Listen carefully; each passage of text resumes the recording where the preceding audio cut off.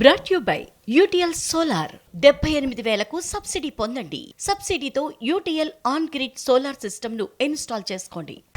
ఈ ఏడాది ఉప ఎన్నికలు రావచ్చు అంటూ సంచలన వ్యాఖ్యలు చేశారు మాజీ మంత్రి కేటీఆర్.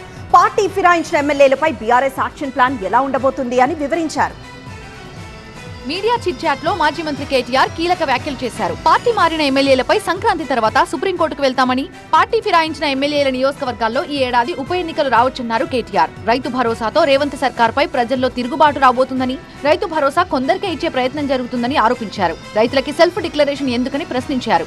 బ్యాంకులను ముంచే వాళ్లకే సెల్ఫ్ డిక్లరేషన్ లేదని తెలిపారు. ఉద్యోగస్తులు పాన్ కార్డు ఉన్న వాళ్ళకి రైతు భరోసా ఎగ్గొట్టే ప్రయత్నం జరుగుతుందని ఆరోపించారు. స్థానిక ఎన్నికల్లో బీసీలకి 42% రిజర్వేషన్లు ఇవ్వాలని రేవంత్ రెడ్డికి లేదని, అందుకే 42% రిజర్వేషన్లపై ప్రభుత్వమే కోర్టులో కేసులు వేస్తుందన్నారు.